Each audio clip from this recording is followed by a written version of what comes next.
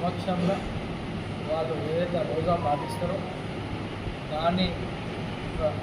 చివరి రోజున ఈద్ 30వ తారీఖు నెల రోజు జరుపుకుంటున్నారు. ఈ సందర్భంగా కొత్తపల్లి